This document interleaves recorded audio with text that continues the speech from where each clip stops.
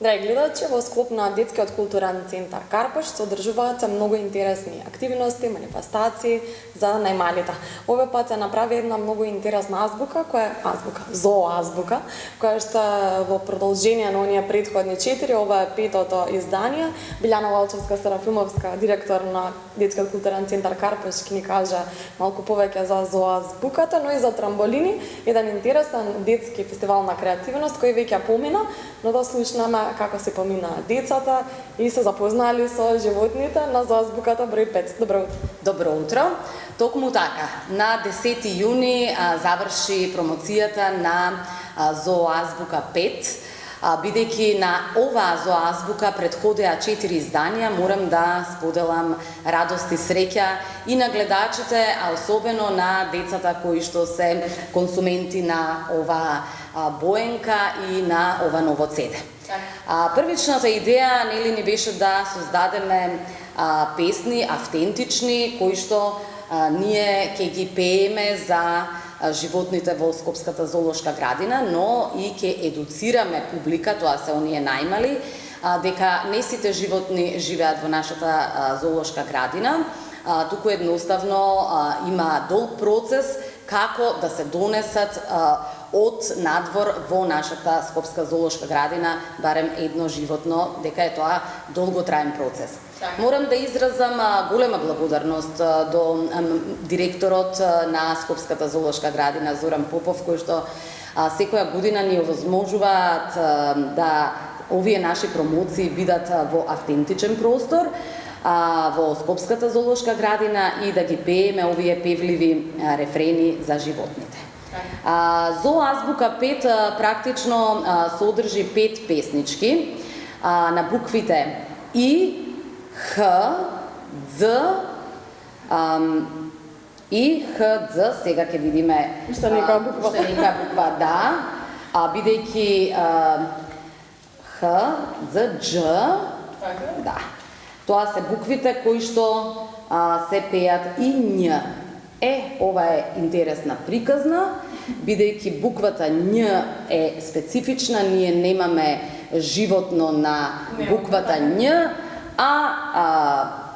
Александар Митевски, кој што е уметнички директор на оваа манифестација, создаде една интересна приказна за коњот и свињата во Њу Јорк, и тоа е еден хит каде што коњот и свињата се дует и го освојуваат целиот свет.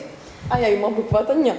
Има буквата Њ и ги прашува дечињата, песната во рефренот ги прашува дечињата каде е буквата Њ, во конј, во свиња, во Њу Јорк. Значи и малку едукација, да видиме буквата Њ дали се наоѓа на почетокот, во средината или на крајот од зборот. Интересно.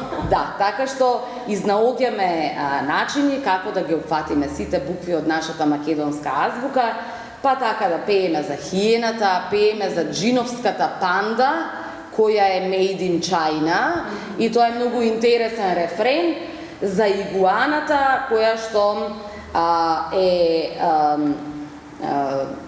добро гледа, добро слуша, и таа е вегетаријанка. Значи, многу интересни песнички на оние специфични букви, како одиме кон крајот на азбуката, така се нели речат и буквите. Д за ѕверчињата во Скопската зоолошка градина. Така што, можам да предложам да го заследат YouTube каналот на Зооазбука, на кирилично писмо секако, и да ги гледаат видеозаписите за претходните изданија и за ова сегашно издание, значи вкупно 25 видеа. Така. И за крај, трамболини. Како помина овој интересен детски креативен фестивал? Трамболини е нешто што предизвикува радост и среќа кај децата, а се шири, да не кажам како зараза креативноста ни сите овие работилници. Нешто што морам да споменам е дека учесниците се пријавуваат преку онлайн пријава кога ќе извадиме фестивалската програма.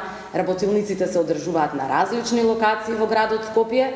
Ќе споменам само Современа уметност музејот, Археолошки музеј Тумба Маџари, Ќе споменам локалитети каде што децата да отпашинамам и така натаму, но и секако си го промовираме нашиот детски културен центар Карпош, особено летната сцена, кинодворчето и оваа година морам да споменам нешто што ја размрда целата публика, а тоа е мюзиклот за деца Малата сирена, која што беше дел од нашата фестивалска програма и голема благодарност упатувам до студиото за мюзикли Бродвеј Јуниор и до Наташа, која што навистина посветено 3 години поред е учесник и се пријавува на јавниот повик да ги развесели децата со своите мюзикли кои што се препеани на македонски јазик. Беше вистинско уживање тоа да се гледа. Ќе кажам дека во МКЦ беше тоа целата представа, но секако ова треба да се погледне. Детската публика, бидејќи е мало интимно, а имаше многу побарување, ние направивме 2 представи, така што еве за оние кои што не ја гледале Малата сирена, ќе можеме од септември, здравје Боже, да повториме некаде, да ја поканиме, да го поканиме студиото и Наташа да ни гостуваат повторно во Детскиот културен центар Карпош. Верувам дека ќе биде така, вам ви постакувам уште многу интересни манифестации и активности за најмладите. Благодарам за одвоеното време. Ви благодарам и вам.